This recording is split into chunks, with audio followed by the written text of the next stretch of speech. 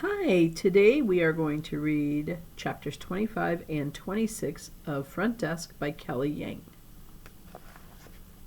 Chapter 25. As Lupe was leaving the motel, a car pulled in and someone got out. My dad and I went out to greet her. It was another immigrant. My mother's face softened when she saw it was a woman this time. Aunt Ling was a friend of Uncle Lee's, and she was so famished. She practically inhaled the dumplings my mother made at dinner. "Eat up, there's plenty here," my mother said, even though I knew that wasn't really true. In between bites, the woman told us where she had been working, at a nail salon down at Irvine, California. "Irvine," my dad said, "that's supposed to be nice." "Isn't that by the beach?" my mom asked.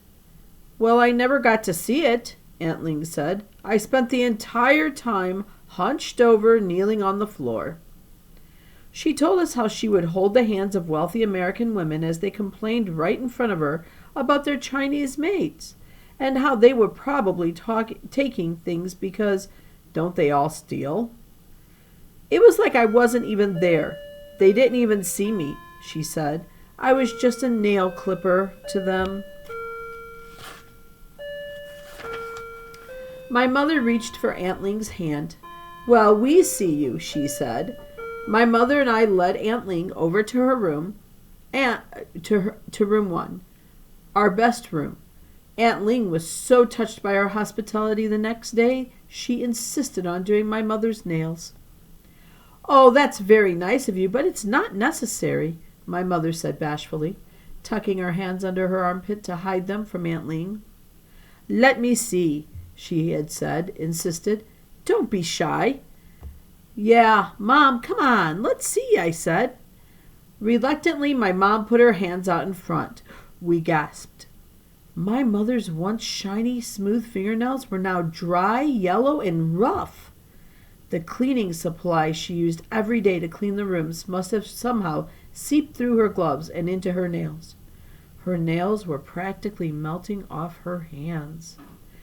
"It'd been like this for weeks," my mom said, tears coming to her eyes. "I don't know what to do. It's all that Ajax and bleach." "Don't panic. I know just the thing," Aunt Ling said. She got up and went into the kitchen, where she grabbed a cut-up lemon from the fridge and baking soda from the cupboard. Next, she filled 2 bowls of warm water. She put the baking soda in the bowls and soaked my mom's hands in them.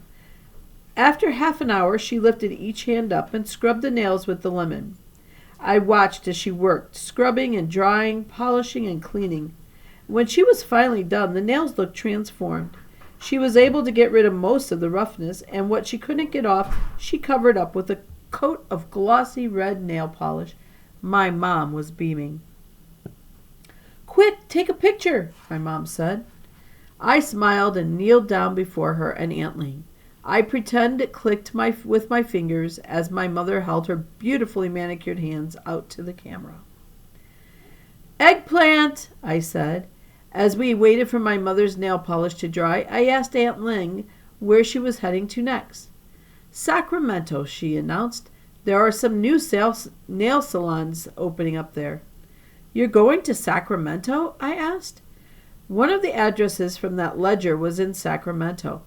I leaped out of my chair and raced over to the front desk to get the ledger. "Can you do me a favor? Can you swing by this address? I need you to check something for me." Aunt Ling promised she'd go by the address, and when she got up to Sacramento, if the Thunderbird were there, she'd call me right away.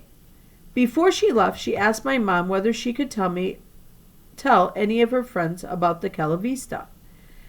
They could really use a place to stay. Their boss gave them the boot, and they're living out of their cars, she said. "Oh, that's hard," my mom said, grimacing. "We've been there." My parents exchanged a look. The only thing is, our boss, Mr. Yao, my dad said, he lives right here in Anaheim. "Sometimes he doesn't come for weeks, though," I reminded them. "He has motels all over the place." Aunt Ling put a well-manicured finger to her chin. "You know what would be great? If you guys had a sign or something for when he's here, she thought out loud. You mean a don't come in sign? I chuckled. Yeah, but not something he'd understand, she said, like a secret sign that only we understood. I looked around the front desk. My eyes fell on an old blue Yankees cap, baseball cap. I picked it up. How about this? I asked Aunt Ling. Her eyes widened. Yes, she exclaimed. That's perfect. Chapter 26. It was agreed that from now on, if we put the blue hat on the front desk, it meant don't come in, Mr. Yao's there. And no hat meant come on in. We all shook hands on the new system, and Aunt Ling got into her car and drove off. I hoped that she would tell all her friends, and we would soon get lots of visitors.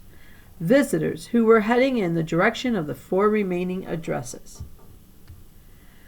Lupe was delighted to hear I was marching forward with my plan to show, not tell. She came over again the next day after school. The 2 of us sat in the front desk, where as usual she proceeded to draw trees. Why are you always drawing those things? I asked her. Lupe didn't look up.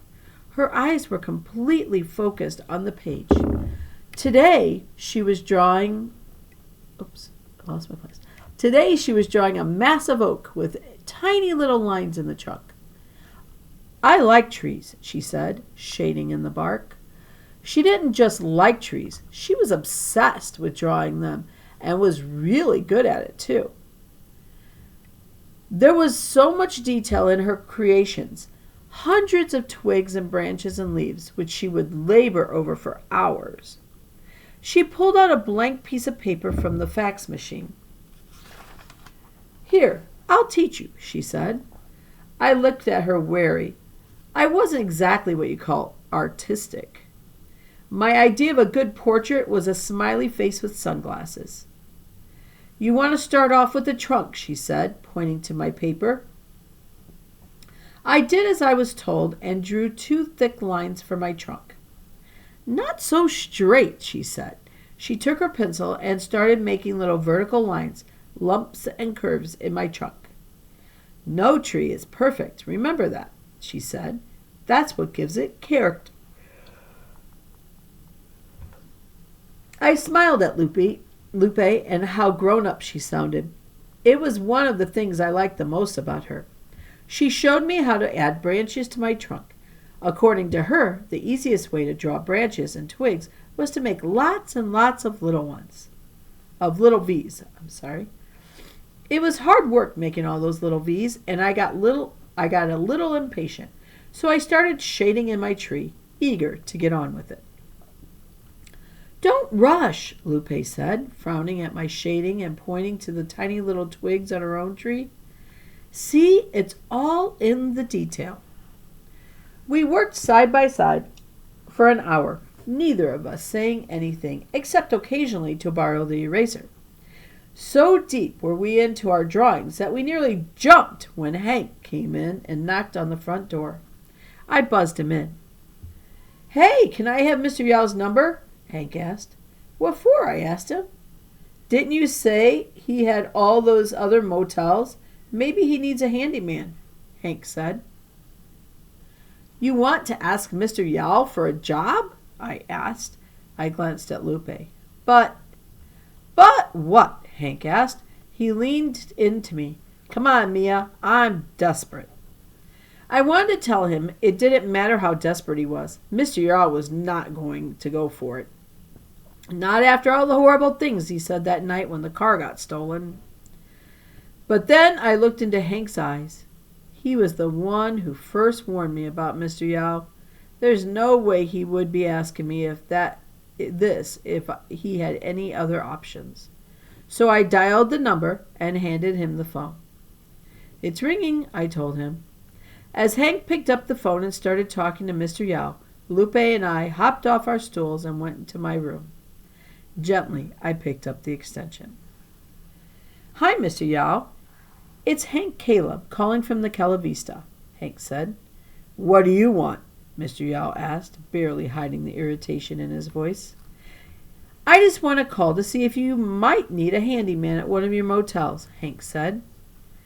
Why, you know somebody? Mr. Owl asked. Yeah, me, Hank told him. I spent a summer painting houses. I'm good with power tools. I know how to use a pressure hose. Mr. Yowl cut him off and told him flat out he wasn't interested. The answer is no, Mr. Yowl said. But Mr. Yowl, you didn't even let me finish, I interjected. I don't need to let him finish. There's nothing handy about Hank. Only ma fan, Mr. Yowl said, and hung up. I avoided Hank's gaze as I walked back into the front office. What's ma fan mean? He asked. I don't know, I lied. I couldn't bring myself to say that ma fan in Chinese meant trouble.